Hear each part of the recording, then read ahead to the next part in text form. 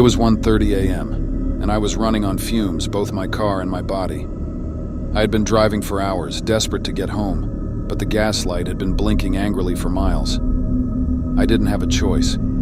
The only station in sight was an old, run-down place on the edge of town. The sign over the pumps read, "Open 24 hours," but the store was dark, with a faded, "Closed for repairs" sign taped to the door.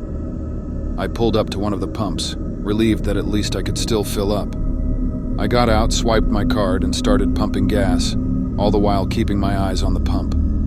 The night air was cold, and the station was eerily quiet, with only the sound of crickets and the occasional car whooshing by on the highway in the distance. Everything felt too still, too quiet. That's when I saw the headlights. A white van pulled into the station, its tires screeching slightly as it came to a stop at the pump across from me. 3 guys got out. They didn't look like the type you'd want to run into this late at night. They were rough, greasy clothes, tattoos, and the kind of eyes that made the hair on the back of my neck stand up. One of them glanced at me, his eyes narrowing in a way that sent red alerts all throughout my body. I kept my focus on the pump, willing it to finish faster. Maybe if I ignored them, they'd go away. But I could feel their presence, getting closer, the sound of their footsteps heavy on the pavement. "Hey man," one of them called out. His voice was low, almost mocking. "What you doing out here all by yourself?" I didn't want trouble, so I just nodded without looking at him. My heart became a fast-paced bass drum, my hands shaking as I gripped the pump. "What you got in your car?" another one asked, his breath hitting me like a wall of smoke and alcohol. "You got anything good in there?" I shook my head, keeping my voice low. "Nah, just trying to get home." I could feel them closing in, circling me like wolves sizing up their prey. The third guy, taller and mean-looking, stepped up next to me, his voice dripping with menace. "How about you give us a ride, huh? Or maybe we just take the car and drive ourselves." I swallowed hard, my mind exploding. I wasn't a fighter, and there were 3 of them. I could run, but they were too close. My car wasn't even full yet, I was trapped. Suddenly I remembered something small but important. Earlier that day, as I was leaving my house, I'd found a lighter in my driveway. I don't smoke, but for some reason, I picked it up and stuffed it in my pocket. I didn't think anything of it at the time. Now though, it felt like that lighter had been left there for a reason. The first guy stepped even closer, his breath hot on my neck. I could feel the tension tightening around me. They were testing me, waiting for me to react. I knew if I didn't do something fast, things were going to go downhill quickly. So I made my move. Without saying a word, I yanked the gas nozzle from my car and swung it toward them. Gasoline spraying everywhere, hosing them before they even realized what was happening. The smell was overwhelming, a thick, nauseating cloud that filled the air. The guys froze, shock spreading across their faces. For a second, they just stood there, saturated in gasoline, their cocky expressions replaced with confusion. "What the hell, man?" one of them yelled, but before they could react, I pulled the Zippo lighter from my pocket and flicked the lid open. A tiny flame sparked to life, glowing bright in the dark. Their eyes went wide with fear as they realized what I was holding. Gasoline covered their clothes, and one wrong move would turn them into human torches. I took a step toward them, holding the lighter out. "You want to play games? Go ahead. Take another step." My words filled with expletives and colorful metaphors. They didn't move.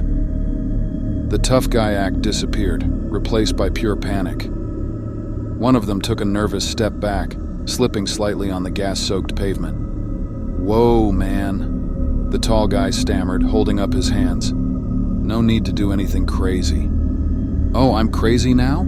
I said, my voice steadier than I expected. "Get the hell out of here, now." I took another step forward, and that's all it took. They scrambled backward, tripping over each other as they ran for the van. I followed them, still spraying gas in their direction, waving the unlit lighter in the air. The smell of fuel filled my nostrils, and my adrenaline spiked. "Move!"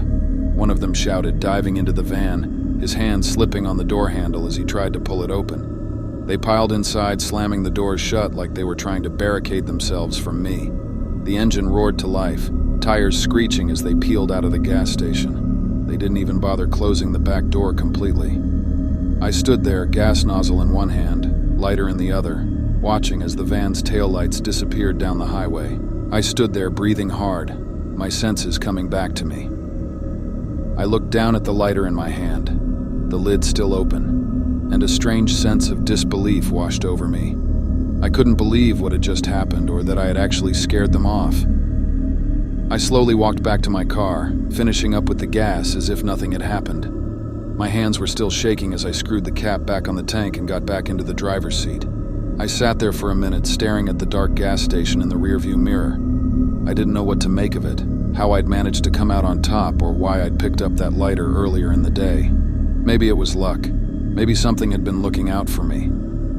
Either way, I knew one thing for sure. I'd never look at a gas station the same way again. As I drove off into the night, the adrenaline slowly faded, but the memory of those guys' faces, the fear in their eyes, stayed with me. I wasn't sure if I'd ever forget it, and maybe, just maybe, that's what scared me the most.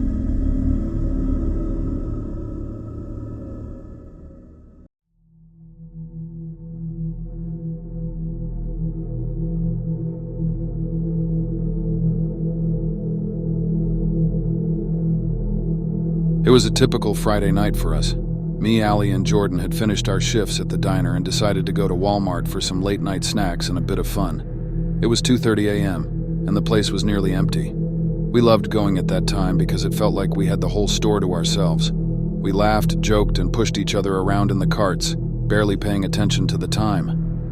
When we finally left, arms full of bags and still giggling over something Allie had said, we didn't notice it at first.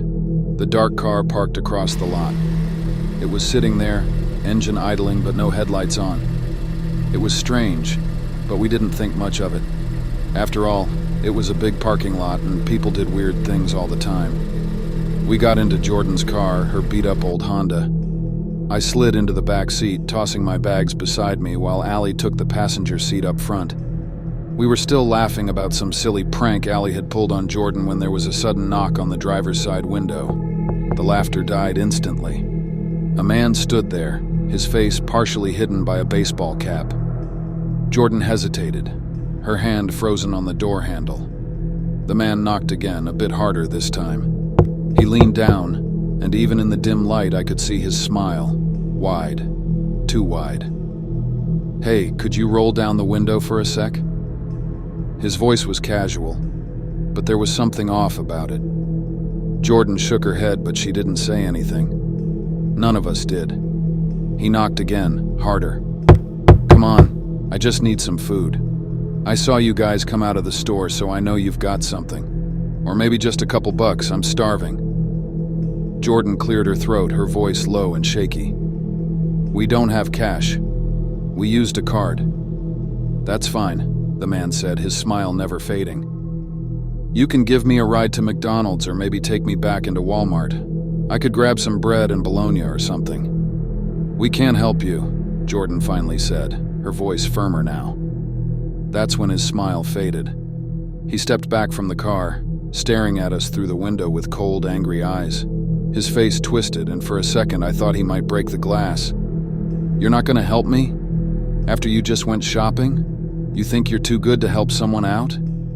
His voice rose and the tension in the car became suffocating.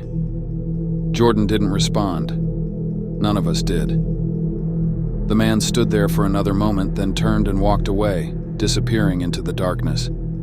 I exhaled a breath I hadn't realized I'd been holding. "That was freaky," Allie muttered, her voice shaking. "Let's get out of here." But just as we started talking about how strange the whole encounter was, the headlights of that dark car flicked on. It was parked directly across from us, its engine roaring to life.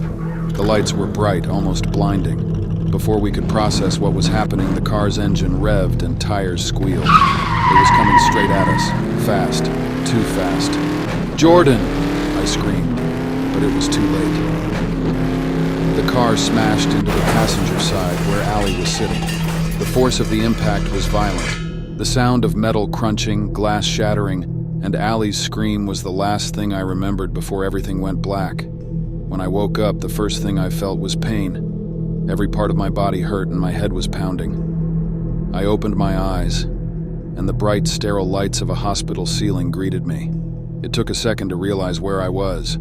I turned my head slowly, groaning in pain. Jordan was in the bed next to me, bandaged up with her arm in a sling. I tried to call her name, but my throat felt raw. A nurse came in, her face kind but serious. "You're awake," she said softly, checking my IV. "You've been through a lot." I wanted to ask what had happened, but the words wouldn't come out. My mind was racing, trying to piece it all together. The car, Allie, the crash. Where was Allie? The nurse must have seen the panic in my eyes because she glanced at the door. Moments later, 2 police officers walked in, their faces grim. "You were found in the parking lot," one of them said, his voice low. "It looked like you and your friend tried to crawl out of the car after the crash. We're not sure how long you were there, but someone called it in early this morning." I glanced over at Jordan, who was staring blankly at the ceiling, her face pale and her eyes hollow. Something was wrong. The crash wasn't the end of it. I could feel it. The officer hesitated, then continued. "We found you both near the car, but your other friend, Allie, right?" My heart sank and I felt my chest tighten. "She wasn't there," the officer said quietly. "We found her about 10 miles away, in a ditch. She didn't make it. Her belongings were missing.